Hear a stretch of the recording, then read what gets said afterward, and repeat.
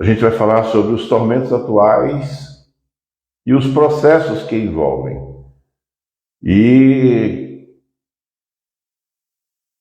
que precisamos entender, é punição ou reparação? Então a gente, dentro disso, nós vamos evoluir e trazer para todos exatamente o questionamento a refletir, a pensar. Uma coisa que eu sempre digo, e cada vez mais eu me convenço disso, que o conhecimento dos espíritos, ou a doutrina espírita, ou ainda o espiritismo, como queiram todos, né? Qualquer uma dessas expressões espelham bem todo esse manancial da vida espiritual. Ele é para ser questionado. Não é aquele prato pronto que vem nos servir. Eu preciso me encaixar, eu preciso entender como ele vai funcionar e vai fluir comigo. Então, partindo do pensamento de Kardec, tudo precisa ser questionado. Não é uma situação na qual eu apenas aceito, baixo a cabeça. Espera aí. Então, o que nós queremos é provocar a reflexão. E é isso que o conhecimento dos espíritos, ou conhecimento da vida espiritual, ele nos provoca a questionar, nos provoca a saber como está, como eu estou fluindo, dentro de que razões e proporções eu estou encaixado, eu estou me dirigindo. Então, o conhecimento da vida espiritual, eu entendo que seja principalmente esse despertar de si mesmo, esse conhecimento que nós precisamos saber que está acessível a todos e é integrante. Nós somos integrantes desse espaço universal e a gente fica muito adormecido aqui na matéria, né? Então, o tema que nós escolhemos para hoje, e ele continua reverberando muito no momento atual, diz muito e diz respeito às circunstâncias que nós estamos encontrando, seja no consultório, seja na rua, no local de trabalho, na família, nos vizinhos, onde quer que seja. Então, esses desafios ou as provações nas quais nós estamos vivenciando, ou penalidades, como muitos aí entendem como sendo parte daquilo que faz parte da pessoa, nós vamos exatamente destrinchar um pouco esse pensamento para provocar a reflexão em todos nós. Bom dia, Ana Cristina, tudo bem? Seja muito bem-vinda, muita paz, muita luz para você. E o tema que nós queremos abordar, e para provocar essa reflexão, como nós vimos dizendo, que o conhecimento dos espíritos, ou a doutrina espírita, ele é um conhecimento que a nos provocar, a nos questionar, em que todos nós estamos sujeitos a essas leis divinas, as leis universais. Nós somos parte dessa lei, nós vivemos ela continuamente, como seres espirituais, imortais, onde vivemos sobre ou sob essa ação da vontade divina, em que reverbera em nós em todos os momentos. Então, nós vamos procurar entender se as consequências ou a dureza que enfrentamos na vida como muitos colocam, é uma punição ou é uma reparação? Uma das leis divinas, das leis morais, ela tange em nós com o vórtice da lei de causa e efeito. Mas será que essa lei de causa e efeito, ela é tão assim engessada, endurecida, em que nós parece que vivemos, daí a razão do subtítulo punição ou reparação, porque muitos entendem, deixa eu arrumar esse tripé, muitos entendem, e a gente ouve muito isso, principalmente alguns palestrantes, que ainda com aquela visão lá, que nem Kardec colocou isso, mas a pessoa traz isso no contexto íntimo, que a reencarnação é para pagar, é uma punição, é para pagar. E a gente ainda repete isso de uma forma tão casual. Eu estou aqui porque eu estou pagando as minhas dívidas. Ou então usa aquela expressão, estou aqui, quero pagar tudo que eu devo, para na próxima eu pelo menos... Então, assim, a visão distorcida que ainda persiste no homem velho, que não abriu a sua consciência, que não despertou em si mesmo para as vertentes da misericórdia divina. Porque Deus é amor, Ele é o universo que nos envolve. Então, se é um Deus de amor, um Deus de paz, de sabedoria, não pode ter uma configuração, ou um pensamento, ou uma vontade que impõe uma punição. E aí onde entra o entendimento, como nós dissemos, que o conhecimento da vida espiritual, ou o conhecimento da doutrina espírita, que na asepsia principal da palavra, nos remonta à seguinte expressão: a doutrina dos espíritos. Doutrina em grego é sabedoria, conhecimento. Então, o conhecimento dos espíritos, ou conhecimento do mundo espiritual, ou conhecimento da essência espiritual que nós somos. Então, nós precisamos compreender e entender que é exatamente por isso que esse contexto da nossa percepção do ser espiritual que somos, daí a razão que vem lá no Evangelho segundo o Espiritismo, quando, e na introdução do Livro dos Espíritos, nos prolegômenos, que fala que o Espiritismo é a terceira revelação, porque ele revela o mundo espiritual, que é a nossa essência, já trazida pelo Cristo em toda a sua missão cósmica de caminhar aqui junto de nós, quando, na sua essência, se permitiu encarnar.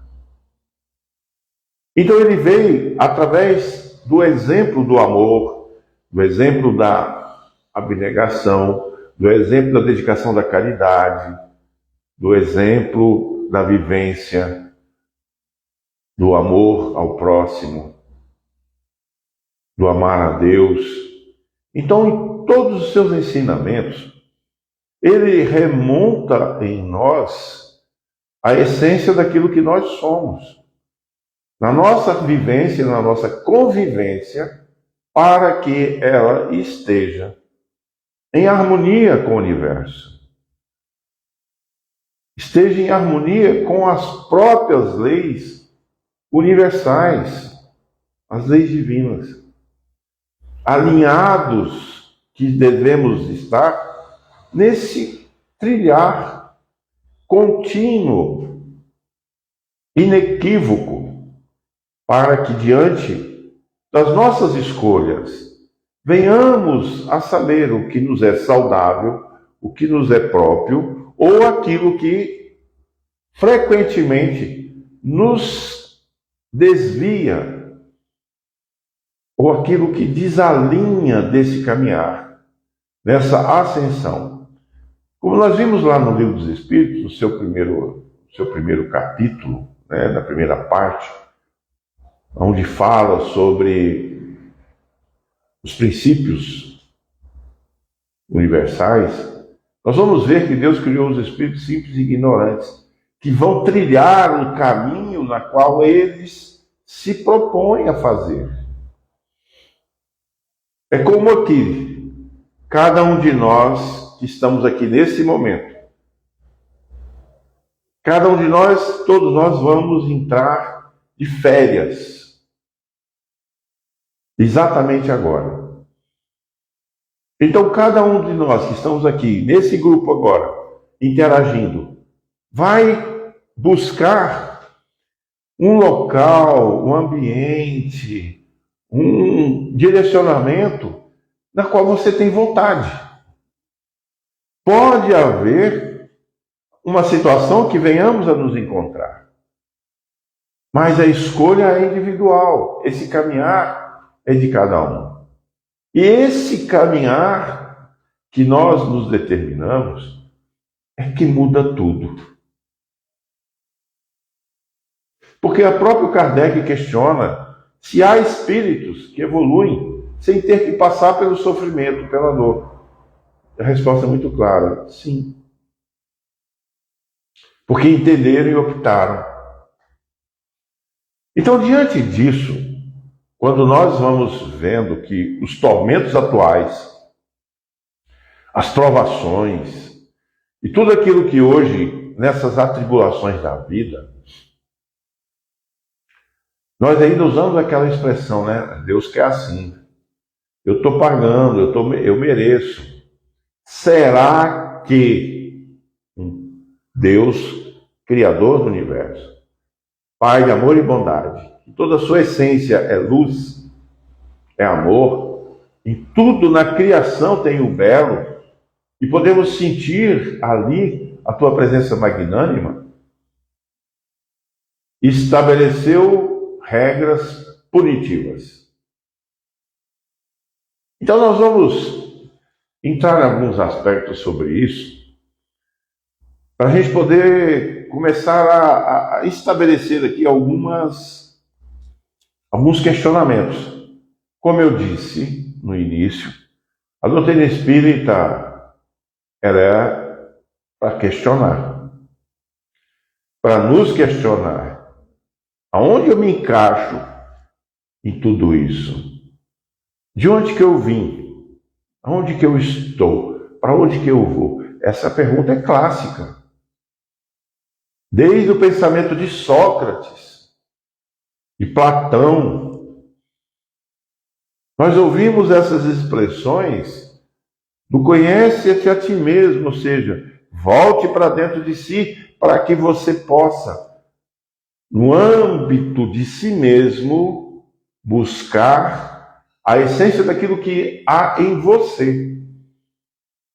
Lembrando que, da mesma forma que nós aqui estamos de férias, cada um de nós aqui, né, vai para um local. Eu não conheço nenhuma praia do Pernambuco, não tive, em 10 anos que eu estou aqui, nunca fui a uma praia aqui no Pernambuco. Há 30 anos no Nordeste eu conheço quase todo o litoral, mas o Pernambuco especificamente, só mesmo Boa Viagem, caminhando ali no calçadão quando eu morei lá. Mas veja, nessas férias, supostas férias que nós aqui vamos, cada um de nós vai estabelecer um roteiro, uma rota, um propósito. E vai carregar a bagagem que lhe é própria, adequada, necessária para aquele ambiente em que se coloca. Então, quem vai para a praia vai levar realmente o que é adequado para a praia, roupas leves, bagagem pouca, bom, dependendo de alguns, talvez nem tanto, mas o que é adequado para aquele ambiente. Para estar em contato com a natureza, o sol, o mar, a areia. Para quem vai para um ambiente mais reservado, ou vai para a natureza, já vai levar um outro tipo de equipamento, uma outra bagagem. Para quem vai para as montanhas, nas escaladas, nas aventuras. Então, assim, cada ambiente vai exigir de nós a adequação. Aí é onde começam as nossas tendências. Porque nós achamos que aquele ambiente tem que ser exatamente como eu quero. E eu começo a tentar influenciar e fazer com que aquilo mude. Mas eu me determinei nesse caminho. Eu me coloquei. Então vamos entender como que nós podemos discutir isso. Nós vamos começar por uma pergunta muito clara do Livro dos Espíritos, na pergunta 845. Quando nós falamos sobre as reveses da vida, quando nós falamos sobre as dificuldades, sobre os desafios, sobre o sofrimento, sobre diversas coisas que nós hoje estamos vivenciando.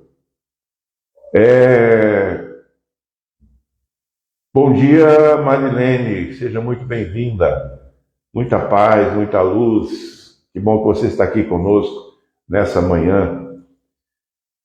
Então, quando nós falamos sobre isso, sobre os desafios, sobre tudo isso, ele foi imposto ou foi escolha? Por isso que nós precisamos entender sobre essa questão. É punição ou reparação? Porque são consequências. Então, na pergunta 845 do Livro dos Espíritos, no seu terceiro livro, ou terceira parte, no capítulo 10, que fala sobre lei de liberdade, essa pergunta diz respeito ao livre-arbítrio. Então precisamos entender primeiramente o que é livre-arbítrio, o que é essa escolha. E a pergunta de Kardec é muito clara. Ele diz o seguinte: o homem tem livre-arbítrio sobre seus atos? Na pergunta 843. E aí a resposta é muito clara. Como tem liberdade de pensamento, tem também a de ação. Sem livre-arbítrio, o homem seria uma máquina. Então, o que é a liberdade de pensamento? E por que a liberdade de pensamento gera também uma ação? Nós vamos ver que essa liberdade de pensamento, ele diz respeito à pergunta 834.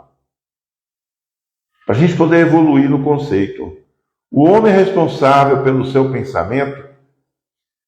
Resposta dos espíritos a Kardec. É responsável perante Deus. Somente Deus pode conhecer os pensamentos de um homem. Ele os condena ou absorve justamente. Então, veja que a liberdade de pensamento é uma escolha. Como eu penso, como eu ajo, como eu interajo, como eu externo isso de alguma forma. E na pergunta seguinte, a 835, a liberdade de consciência é uma consequência da liberdade de pensar? A consciência é um pensamento íntimo que pertence ao homem, como todos os outros pensamentos. Veja, quando nós passamos a agir ou interagir, na grande maioria das vezes, quando nós agimos no impulso ou na impulsividade, no imediatismo, sem refletir, sem agir, sem interagir, sem fazer essa análise mais contextual, nós podemos, inclusive, tomar decisões e fazermos escolhas não tão apropriadas. Daí a razão pela qual Kardec faz essa correlação, a liberdade de pensamento e a liberdade de consciência. Então, quando ele coloca aqui que a liberdade de consciência é o pensamento íntimo, ou aquilo que eu tenho ciência, ou seja, consciência daquilo que eu estou fazendo, eu estou ciente, profundamente conhecedor, eu vou saber lidar com tudo isso. Por isso que o imediatismo, a impulsividade, já trazem os prejuízos que são resultantes, e muitas vezes, as sequelas. Como nós vimos lá na primeira parte do Livro dos Espíritos, ou no primeiro trecho, em que Kardec questiona se os espíritos foram todos criados iguais, a resposta é muito clara: foram todos criados simples e ignorantes, da mesma forma. E que a partir daí cada um faz as suas escolhas, na liberdade de pensamento, na liberdade de consciência, daquilo que eu busco, naquilo que eu quero. Exercendo em mim, nessa liberdade, o livre-arbítrio, como nós vimos aqui agora. Na pergunta 843, sobre a questão do livre-arbítrio. Então, entender que essa liberdade de pensamento, ela parte do princípio que é a liberdade de consciência. Eu vou pensar, eu vou agir, e aquela minha escolha pode ser determinante. E nós vamos ver um pouco mais adiante que nesse mesmo alinhamento, em que os pensamentos, as nossas escolhas, as nossas aptidões, as nossas intenções, elas exercem, sim, a ação direta sobre tudo isso. Como nós vimos no capítulo 27 do Evangelho segundo o Espiritismo, em que fala sobre as preces, nós vamos ver lá um trecho que fala sobre a ação do pensamento. E lá diz o seguinte, que o pensamento é a força da prece. Então tudo vem do pensamento, do princípio essencial da vontade, da ação, da consciência íntima daquilo que nós estamos colocando. Quando nós falamos de pensamento, nós estamos apenas relacionando com aquilo que, nesse momento, à medida que nós estamos falando, vem trazendo uma reflexão sobre aquilo que nós estamos tratando? Ou o pensamento é mais profundo, que abrange de forma consciente o âmago de mim mesmo? Porque nós temos o pensamento em diversas camadas. Aquele que interage, que age, que você toma decisão agora. Eu fui escolher a camisa para esse momento, eu peguei uma branca, uma azul e optei por essa. Então veja, por que razão essas escolhas? Então foi uma ação minha pensando nessa primeira camada.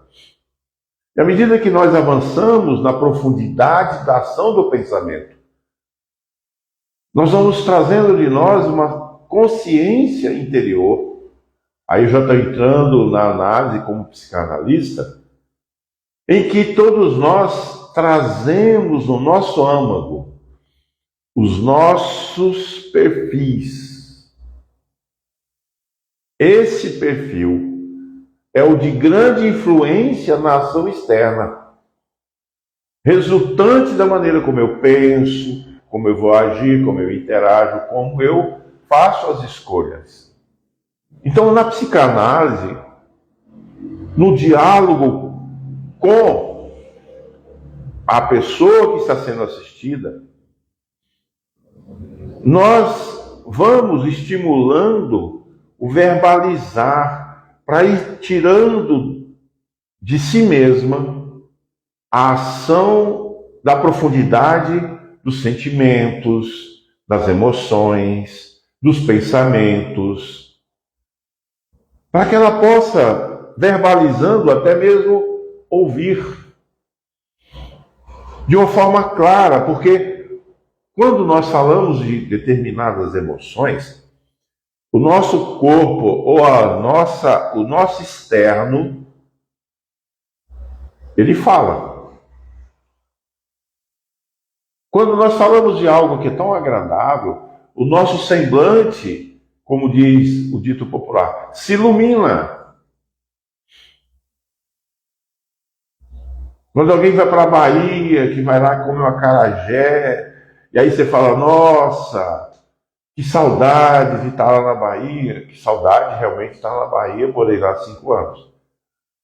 E que o acarajé traz boas lembranças.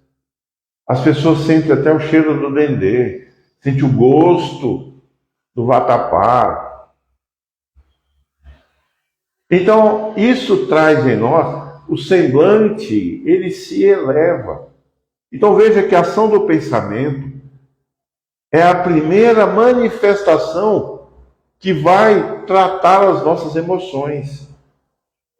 Vai reverberar no corpo físico, na reação que ele precisa ter. Da mesma forma, quando ao trazermos o nosso pensamento lembranças que não são agradáveis, nós vamos trazer em nós o sentimento que naquele momento, porventura, nos aconteceu. Então vejamos que os pensamentos definem muitas coisas à nossa volta. E uma das questões que nós vamos aqui avaliar é na pergunta 911, em que Kardec questiona o seguinte: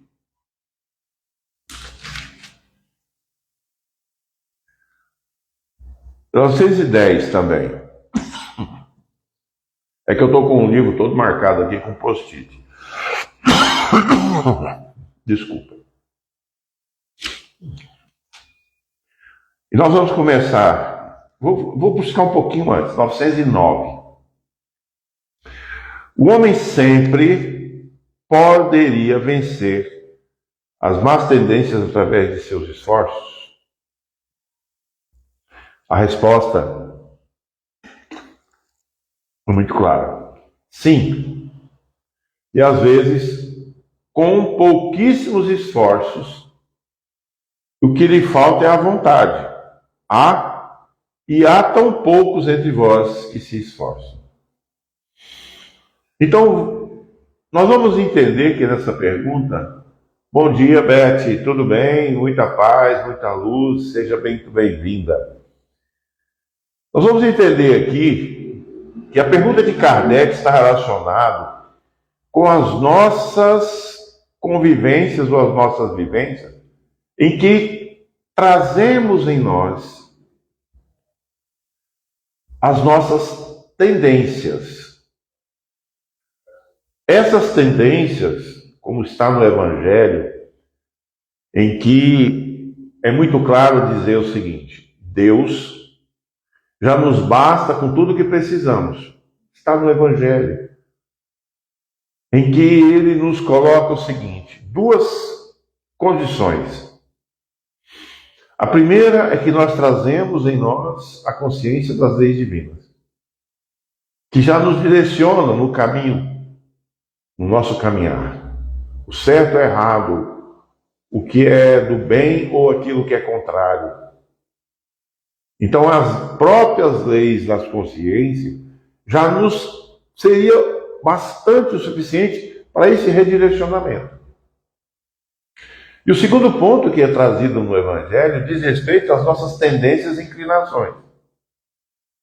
E que ao se olharmos mais atentamente, mais especificamente a nós mesmos, nós vamos perceber aquilo que quais nós trazemos na nossa consciência atual o que realmente nós vamos ou podemos desenvolver.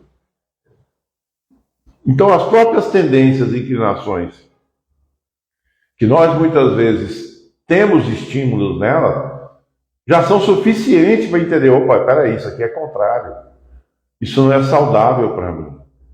Mas eu me deixo levar pelas facilidades. Aí nós vamos falar sobre os vícios, sobre a bebida, sobre jogo, porque o vício não é só aquele que destrói o físico.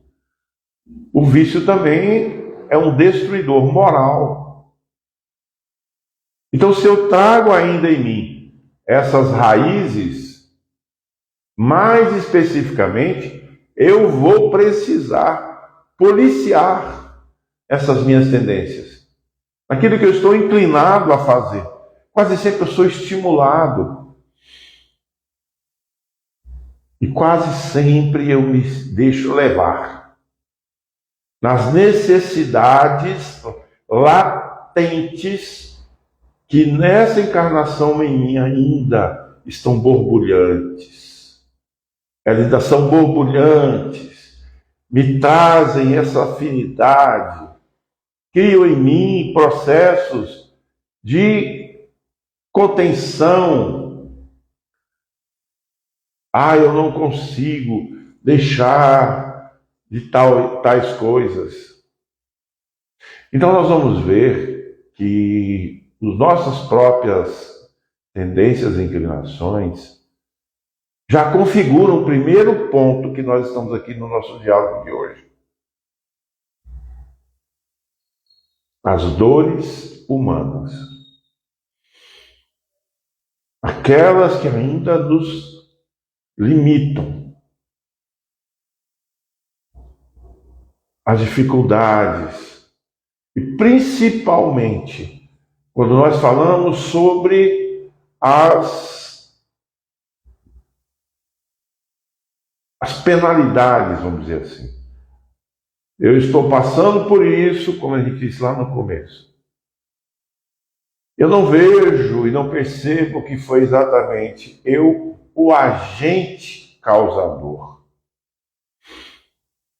Como se eu não tivesse escolha. Como se eu não tivesse o livre-arbítrio. Como se eu não pudesse optar. Porque se eu tenho algum vício, foi escolha minha, nada foi imposto.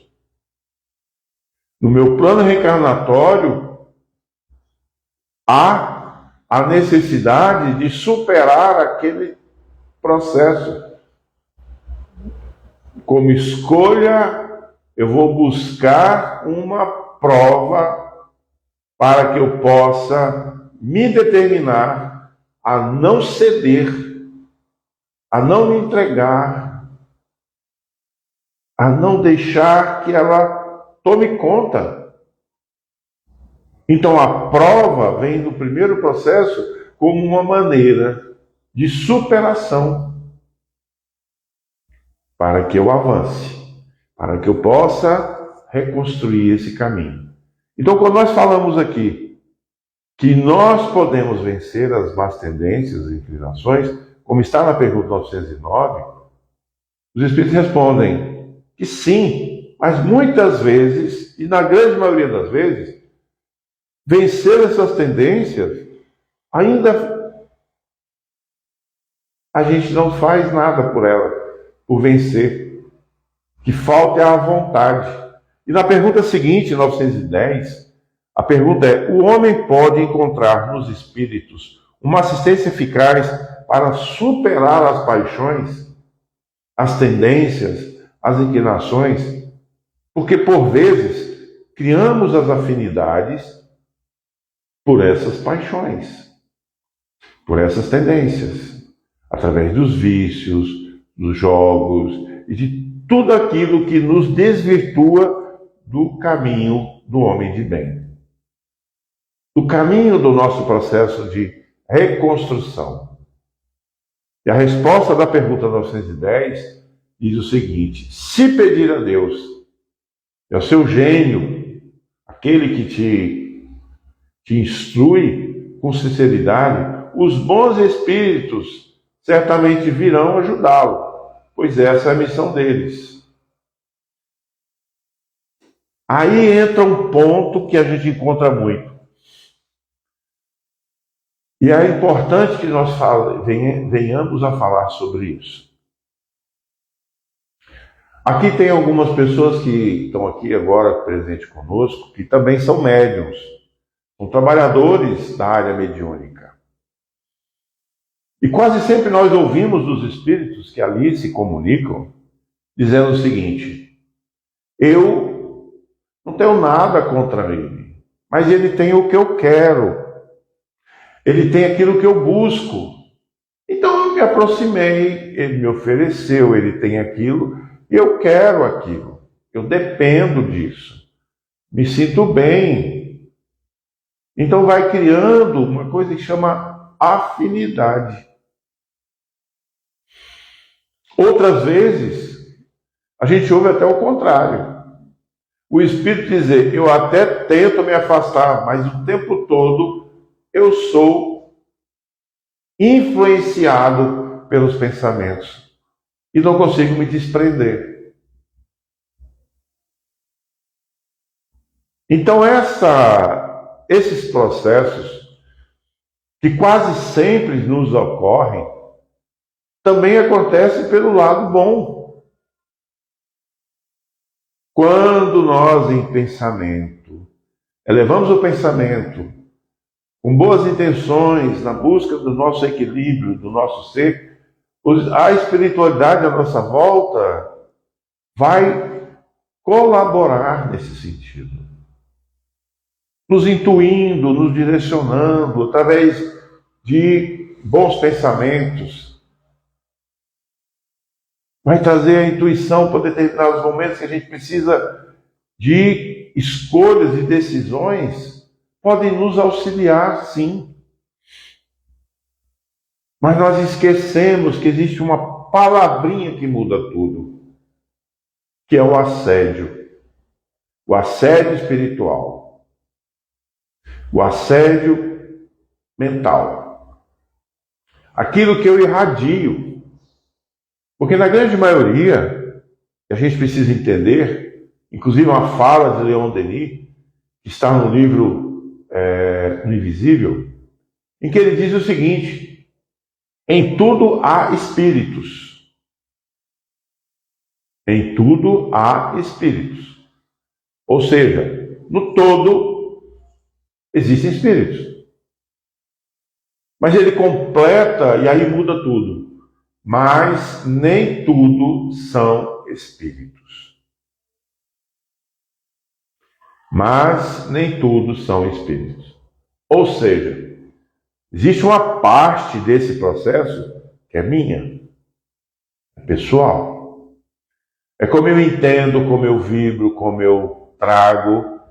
E aí entra as minhas afinidades, as minhas tendências, as minhas inclinações, os meus desvios morais, tanto para o bem, para a luz, quanto para as sombras. Se eu vibro no bem, na ação do amor, na prática da caridade, na intenção do próximo, claro que eu vou atrair, eu vou trazer mais próximo de mim formas, pensamento que vão me estimular a me manter nesse processo de elevação. Através da prece, dos bons pensamentos, do desejo, da vontade, eu vou me envolver com todas essas vibrações. Da mesma forma, o contrário. Aí é onde entra a questão do assédio. E que quase sempre nós esquecemos desse detalhe. O assédio espiritual, ele nem sempre é uma obsessão. Mas ele se vincula posteriormente num processo mútuo, numa simbiose extremamente difícil.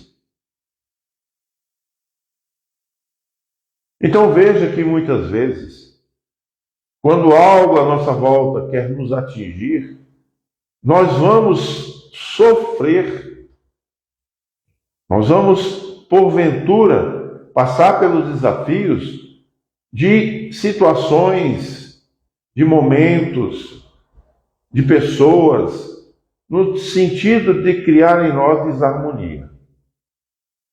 E quase sempre nunca, não é delas.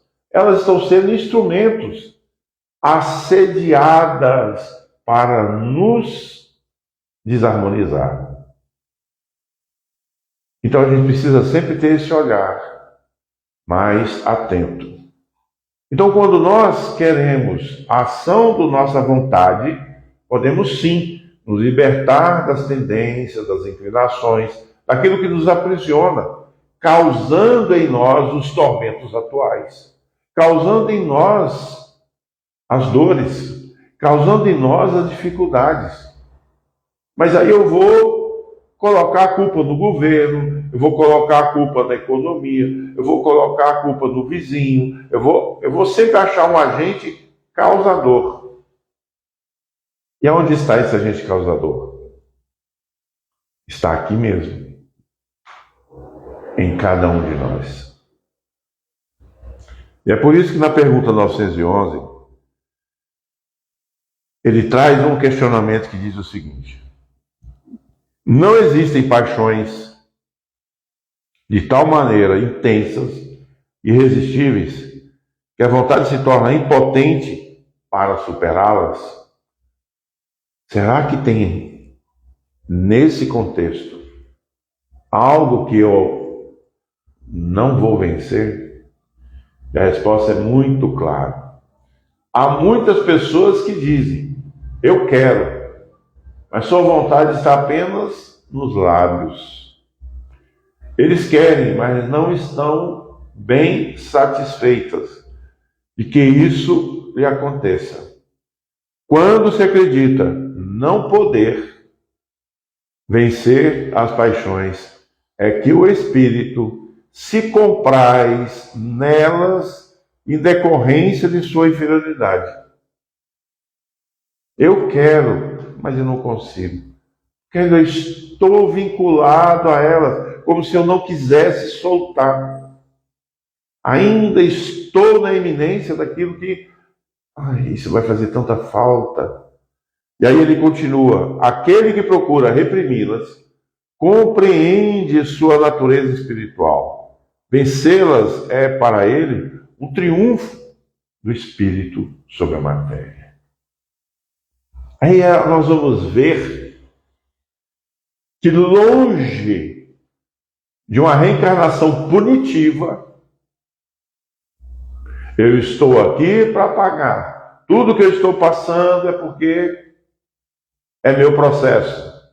E aí tem uns que ainda usam uma expressão totalmente distorcida: é meu karma. O que falta realmente é karma. Ter karma nessa hora, porque senão a pessoa não supera. Então veja que na resposta dos espíritos é muito clara. Depende da ação da vontade. Se eu não estou empenhado naquela mudança, em abrir mão, é como aquele que passa, por exemplo, que é desafiador para ele em muitos momentos. Por exemplo, quem tem diabetes e tem que mudar totalmente o estilo de vida. Tem que mudar completamente o tipo de alimentação, horários, tem que ser mais disciplinado. E a gente encontra muita gente que não está disposto a isso. E aí tem em casa, nos guardadinhos escondidos, o que realmente não pode. Então, a ação da vontade de entender a necessidade da mudança faz com que nós venhamos a nos empenhar na ação dessa mudança. Se eu sei que eu não posso consumir determinados tipos de alimentos, eu vou fazer isso de forma oculta, escondida, enganando a quem? A mim mesmo. Então a ação da vontade, ela é essencial quando nós, através das nossas escolhas, empreendemos os esforços na mudança que é extremamente necessária ao nosso melhor. E aí nós vamos ver que nessas atitudes não há fórmula pronta. Não existe um determinismo nisso tudo. Quando nós começamos a estudar a doutrina espírita, começamos a ler o Evangelho, começamos a entender as nuances que trazem as palavras de Jesus, que diz respeito a cada um de nós. Porque se você pega o Evangelho, a pedagogia de Kardec é você falar consigo mesmo. Então, toda a leitura e a literatura trazida por ele é como se estivéssemos lendo dentro do nosso pensamento. É a forma como nos provoca a refletir, nos provoca a pensar e a repensar sob diversos ângulos. Então, na ação direta da vontade, na ação direta do que nós precisamos empreender os nossos esforços, vem o livre-arbítrio, a escolha. Porque uma coisa é entender o nosso planejamento reencarnatório. Entender no sentido assim, eu sei que estou aqui reencarnado, que há um plano reencarnatório, há um propósito. O Aurélio não está aqui de férias, não. Eu vim de férias a primeira vez para o Nordeste, em 95, e não quis mais voltar. Aí é diferente. Mas aqui, reencarnado, não é porque eu não tinha nada para fazer no plano espiritual, não. Com certeza, muita coisa a limpar, reparar, fazer muitos processos. Entender a mim mesmo. Mas eu tive a misericórdia divina de poder reencarnar. E o que eu faço desse roteiro de vida material? Qual é o plano de viagem que eu trouxe?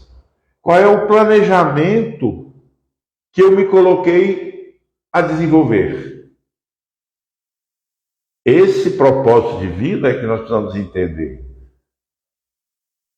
Eu vim para poder vencer um vício. Seja o cigarro, seja a bebida, seja a maledicência, seja aprender a amar, seja aprender até mesmo a abraçar despretensiosamente. Então todos nós temos um propósito maior e nos vinculamos a ele. Não há nada solto nem aleatório. Nada, manda o Aurélio lá para baixo para ver se dá sossego aqui. Eu sempre brinco isso com uma amiga minha. Ela fala, parece que eu vou desencarnar logo. Eu falei, olha, não vai não. Porque pelo jeito a espiritualidade quer manter você aqui, porque lá no plano espiritual, aqui você já arruma confusão, imagina lá. Eles querem paz e sossego. Eu sempre brinco com ela nesse sentido. Então a gente precisa entender que a nossa existência no plano físico, existe um plano superior. Existe um planejamento. Então estar aqui, antes de qualquer coisa, é entender esse propósito. Aí nós vamos ver que na pergunta 919, aonde ainda na terceira parte do Livro dos Espíritos, no seu capítulo 12, sobre perfeição moral, a pergunta 919, ela pergunta o seguinte: Kardec questiona: qual é o meio prático e mais eficiente para aperfeiçoar-se nessa vida, resistindo à tentação do mal? Veja, quando ele coloca a tentação do mal, não é a tentação que os outros vão trazer para nós, é aquelas que começam em mim mesmo. As minhas tendências, as minhas inclinações, aquilo que eu tenho mais, que eu não consigo resistir. Aí eu vejo aquela feijoada, aí eu sei que eu não posso, mas eu não resisti. Aí eu sou vegetariano, aí vou almoçar com o pessoal. Eu não tenho nenhum problema em que ninguém coma carne perto de mim. Para mim é tranquilo. Eu já sou definido nesse ponto, sou decidido nesse ponto. Tanto que às vezes as pessoas, eu tenho um hobby que é cozinhar. Ah, vamos fazer um almoço. Você cozinha? Cozinho. Não tem problema. O que vocês quiserem eu preparo. Eu não tenho essa rejeição nesse ponto. Não há nenhum processo nisso daí. Mas eu me determinei a não comer carne.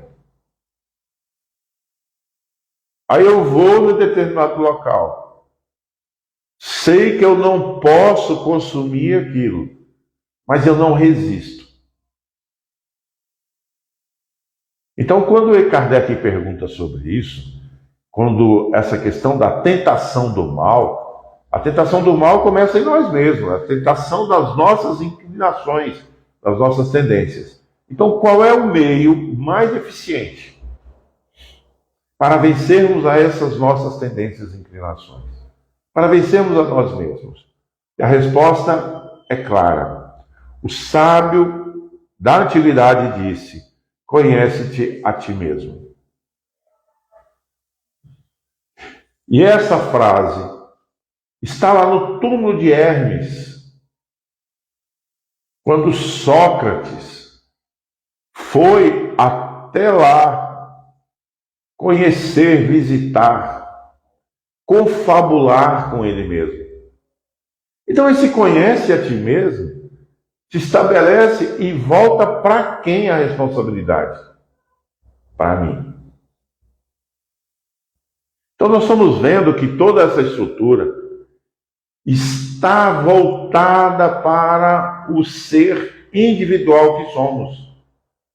Que tudo que está à nossa volta, as aflições atuais, que refletem as nossas escolhas, pense, reflita bem a origem desse processo. Onde foi o ponto de ruptura que causou o problema agora?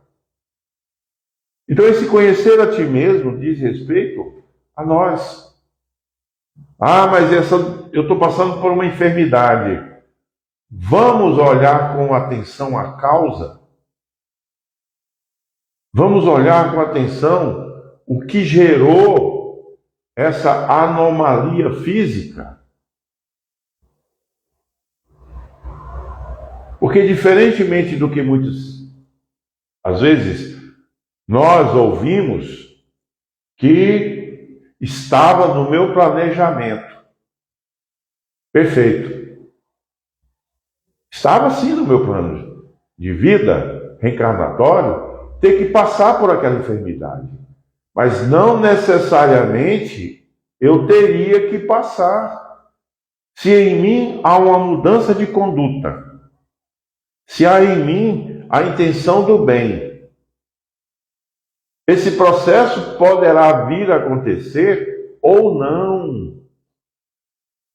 Quantos exemplos nós temos aí de superação? Quantos exemplos de libertação disso?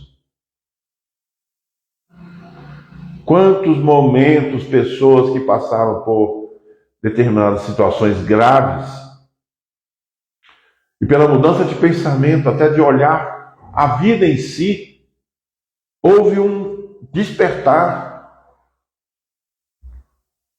Então, conhecer a si mesmo é olhar no seu interior. E nós deixarmos de lado que somos consequência de uma punição divina. O que nós estamos vivendo é uma punição, que é uma condição irreversível. Em tudo há a bondade divina. E é por isso que a reencarnação, antes de qualquer coisa, ela é um momento de reparação, de podermos, através da nossa educação moral, da nossa reeducação moral, reparar em nós aquilo que precisa ser revisto. E da mesma forma, com aqueles da nossa convivência, exercer a razão maior da mudança, aprendendo a amar, aprendendo a acolher, no exercício da caridade, na caridade material, essencial para a condição de vida, na caridade afetiva, na caridade moral, da caridade mediúnica, através da prece, através da prática da beneficência. Aí nós vamos ver que Jesus trazia nele, essencialmente, o sentido maior de entender como é a caridade. Então, quando nós vamos entender o pensamento do Cristo sobre a caridade, nós vamos lá na pergunta 886. Qual o verdadeiro sentido da palavra caridade, como Jesus a entendia? E a resposta é muito clara.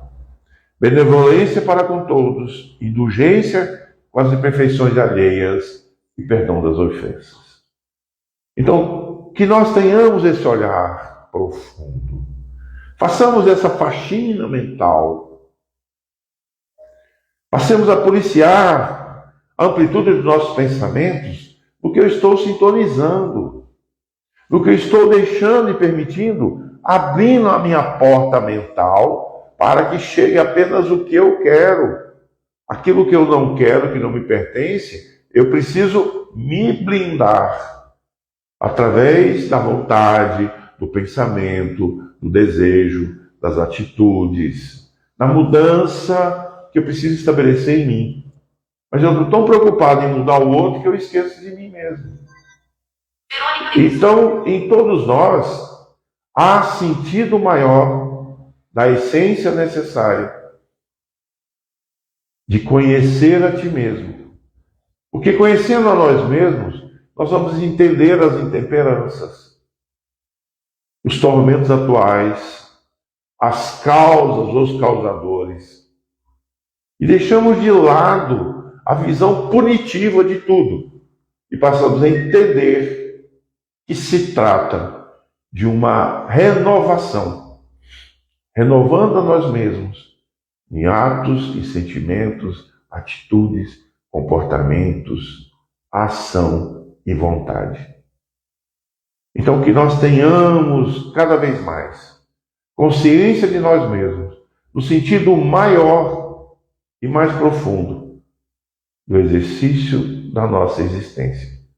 Planejando não somente aquilo que nós queremos e buscamos, mas também abrindo os passos para uma nova existência, um novo caminhar, um novo porvir. E somos eternos. Somos imortais, aliás. Eterno é o divino. Não somos imortais. Como seres imortais, temos ainda um caminho longo para alcançarmos a iluminação, a luz que nos tornaremos um dia. Que Jesus ilumine a todos. Gratidão por esse encontro, por essa manhã, por esse momento. Que tudo possa transcorrer ao longo dessa semana conforme os seus propósitos.